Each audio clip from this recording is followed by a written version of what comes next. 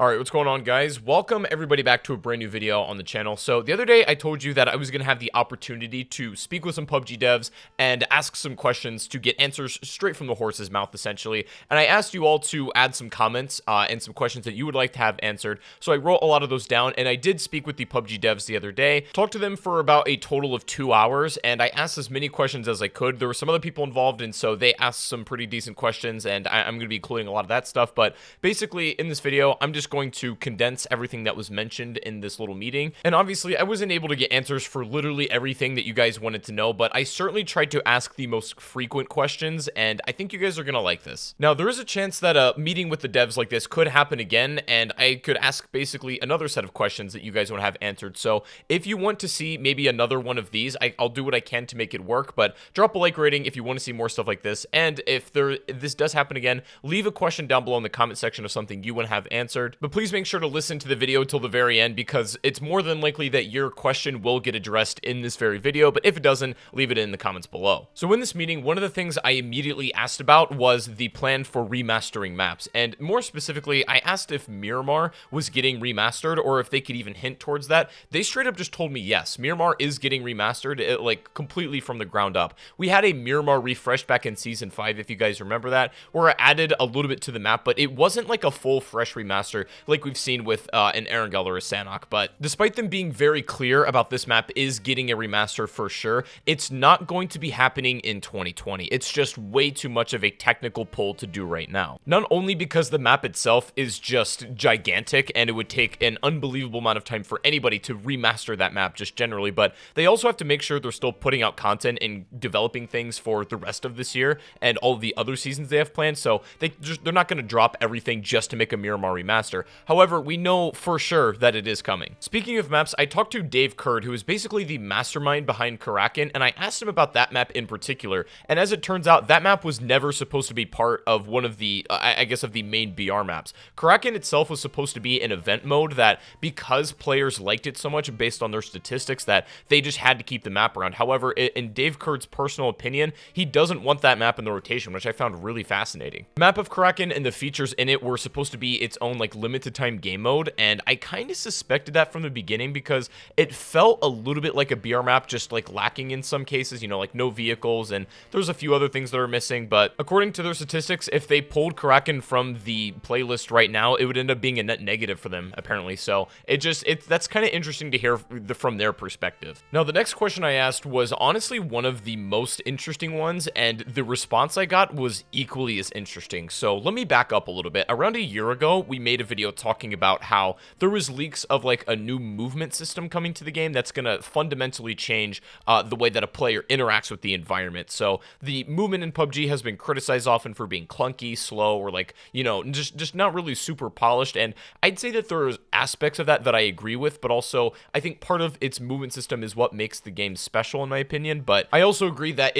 you can retain the same fundamentals, but it had some room for improvement. So I actually asked about the new movement system, and Dave Kurd fielded this question for me, and he couldn't tell me anything official. Like I kind of figured he wouldn't, but he did give me, he literally said wink wink and to look out for it very soon. I don't really have an exact timeline on when to look out for this, but we know it's coming roughly soon. We don't know even what the movement system is going to be like, and that could completely change every aspect about how you interact with the world in PUBG. What I'm really hoping for is that all of the fundamentals that help make PUBG special are kept in the new movement system, but they refine some of the aspects that maybe aren't so polished or could use some work. Specifically, the leaning, I think, could do with some tweaking, although I don't want to get rid of that entirely or change it too much. Yeah, as far as I'm concerned, right there, that was huge news. The movement system is on the way, actually, so it's good news to hear. Now, somebody else asked a question that was really good that I think a lot of us have wanted to know about for so long, and I don't really talk about it anymore just because it's kind of just become old hat, but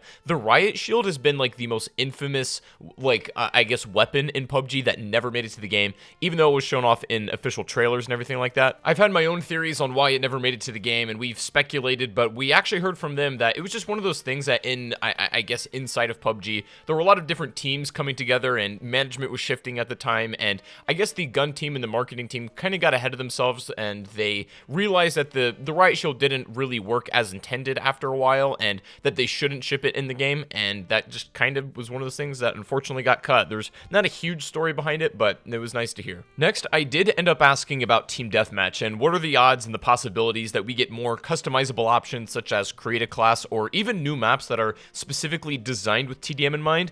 And the answer I got was that they're never going to get it to a point, I don't think, where we just have the entire like matrix of all of the guns in the game and you can select whatever weapon you want and attachments. And the reason for that is more or less just a performance thing. If you loaded every weapon into a match, that would probably be a pretty hard technical hit, and I understand that to some degree, so I'm hoping that they're able to integrate more guns, maybe not every single weapon in the game, but having a little bit more control over the weapons that you pull. But they're not going to ever get it to a point where it's just straight up create a class and you can pick from literally everything out of the game. Unfortunately, that's not going to happen. As far as maps go, they say that they design BR maps with TDM in mind, so that there's specific areas that could be cut out that will be compatible in Team Deathmatch, rather than vice versa, developing a map for TDM that could also be a BR. Speaking of the same universe and wheelhouse as Team Deathmatch, I asked about the rest of arcade mode and the two missing options that are just coming soon, and I literally got a no comment on that. And what I speculated was that one of them is going to be a single player story mode,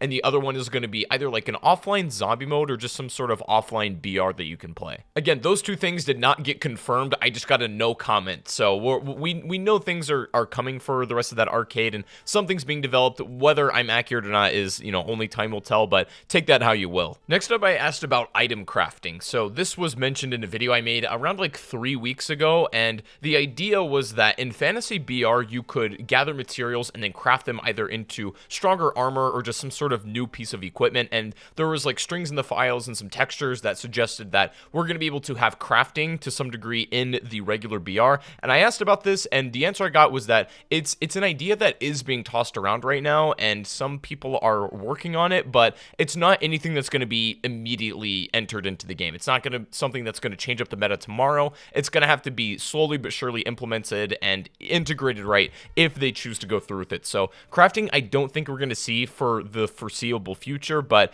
if this goes well and if people are into the idea, then it could probably be pushed through a bit quicker. I don't know. Personally, I think I'm all for the idea of item crafting because it allows you to keep doing something, whether you're out of your looting phase and in between gunfighting, moving into the zone. All of that downtime, you actually have a little bit more passive things you can do. So item crafting, I think, would only add to the game, but we'll have to see if they feel the same way. Another question I asked is something that I feel like many of us are just wanting to know why they haven't done this yet, and this is like new ammo types. Now, I pretty much put this in tandem with, new ammo types / new weapons, and the answer I got was that they're always looking to add something new to switch up the meta. It just needs to be practical, and it needs to work in game more than anything. And so if they can get a new ammo type or specifically a new weapon to work well with the ecosystem of the already existing weapons and equipment, then of course they're going to add something in. Even like new healing items, which was another I asked about. Again, I didn't hear anything specific, but these are always something that they're keeping on their horizons. And on the topic of switching up the meta, Dave Kerr did talk about the new item that's going to be coming with patch 8.3, the one that we've already had leaked, basically the blue zone backpack, as it were.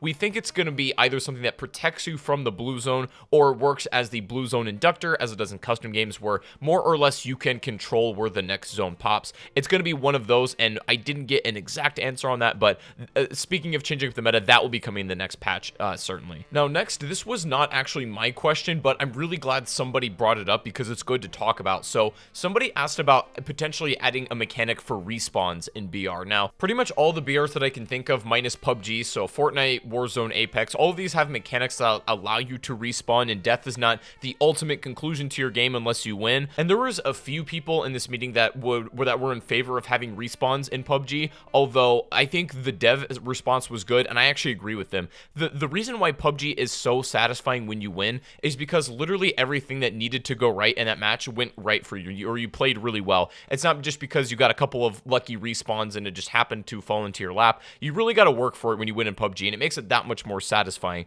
The I guess realism element would be severely hindered as well if there was a mechanic for respawning. So I actually am in favor of no respawns for PUBG, and I always have been. I think it works well in other BRs, but it's not for this game. They didn't flat out say no, that there's never going to be a respawn game mode in PUBG, or at least in BR, but I severely agree with them that it would be something you take caution with before you implement it. Next up, I brought up a question that I didn't even think I would get an answer to, and the answer I got was not what I was expecting. So, crossplay in PUBG between consoles is not possible. Originally, it was not. Xbox players could only play with, with other Xbox players, and PS4 themselves, and PC vice versa. Everything was sort of segmented that way. Recently, around 8 months ago, PS4 can obviously now play with Xbox users, but PC are just playing against other PC players. You cannot play with anybody on those consoles. And I asked about a full crossplay feature potentially coming soon where PC and console can play together, and obviously that would come up with its own challenges, which we're going to talk about, but the answer I got was not what I thought at all I was going to get. Apparently, it's really easy to do, and it's possible. They could literally, as to use their words, flip the big metal switch and enable PC and console crossplay, although console players would be at a severe disadvantage right now, not only because of the performance of the game, but they would need some sort of controller aim assist as well if you're playing against somebody on a mouse and keyboard. In a game like this, it just really wouldn't be fair, and I agree with that. In terms of it technically being a possibility, if they wanted to, not only would it help just genuine matchmaking, but if they could sort out the balancing factors between PC and a console, that could actually happen in the future. We don't really know, and there were a couple of console questions asked, so I'll get through those really quickly. Now, console is not my main area of platform to play on, and it's not really my wheelhouse of expertise, so to sum up a lot of the problems that a lot of the console guys were having, the answer pretty much just comes down to the consoles are more or less outdated. It's not really the game itself that's bad on consoles, or that's the problem. It's not the entity of PUBG. It's kind of just like the consoles kind of suck now. These were coming out in 2013, 2014 maybe. The technology that was being used to develop the games on PS4 and Xbox and PC, PUBG was developed in 2017. The technologies and the hardware are not all the same. So to be able to sort of backtrack and develop a game that's more for current times on a system that is getting outdated now is going to be difficult, and they fully realize that. Now, I don't know exactly what their plans are for the next generation of consoles coming soon, but as far as PUBG on current consoles, it's not like they're always working to improve it, but the problem is it's just so difficult to make a game like this better on technology that is just so outdated. Just hearing the devs briefly talk about the situation on console, I can't imagine how difficult it is to get a game like this to run on something like a PS4 or Xbox One. It doesn't mean that those guys should just count themselves out or completely screwed, because there's actually a lot of new fixes that are going to be hitting console, and hopefully 60 frames will be around in the distant future. But yeah, from what I hear, just developing for these consoles is a really big challenge. Next up, a very important topic for a lot of you guys in my comments seemed to be ranked mode, like solo and duo ranked, and then also map selection. And I'm going to spend a little bit of time on this topic, but I also talked about this in great detail in a video I made called We Need to Talk About PUBG. I posted that like a week ago, so if you guys haven't watched that, I highly recommend you reference that video if you want a more in-detail explanation on what's going on. But I pretty much got confirmation from the devs that what I spoke about in that video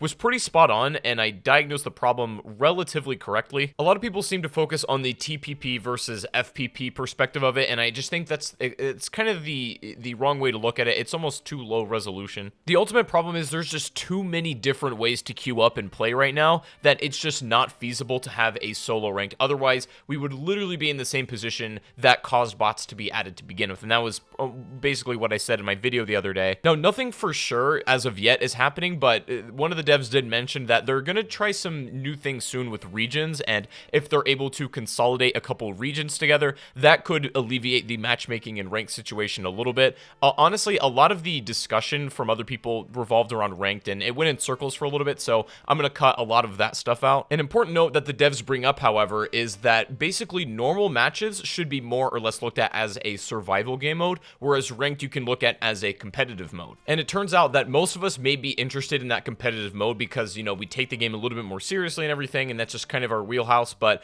it turns out that many casual gamers, as we correctly analyzed, are really into the survival aspect of the game. More hardcore players like you and I, and people who go out of their way to watch or make YouTube videos about this stuff, are, you know, at least invested enough where they're beyond the average gamer.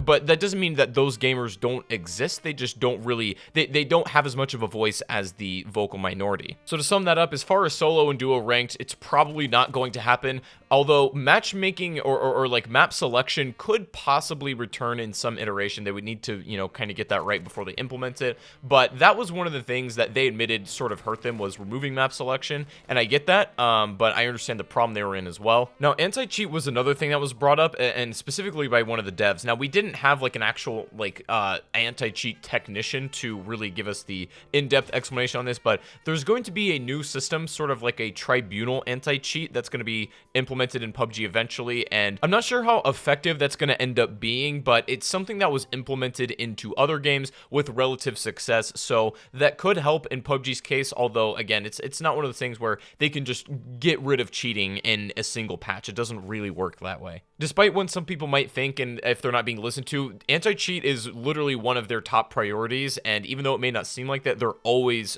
around the clock working on developing new solutions and systems to combat cheat systems. On a brighter note, I did ask a little bit about the just general content roadmap for the rest of 2020, so approximately the next 4 months, and I was not really able to get anything specific, although he did want to mention they want us to know some things that are coming and to be excited, but it's important to emphasize that we're not supposed to know literally everything they're working on, and some things are better meant for us to be genuinely just shocked when they get added to the game, and I respect that. Like, I want sort of a roadmap of where we're going, but I don't want every surprise spoiled before we get there, so I agree with that. So these were pretty much all of the questions that either I asked or somebody else did that I felt like were enough importance and influential enough to speak about in this video. There were some other like minor questions about like the Vikendi train having loot and, you know, the M4 nerf, you know, little stuff like that, and I didn't want to pad out the video with just like a 2-hour video with that sort of stuff, so I just try to condense down all the most important information in this video.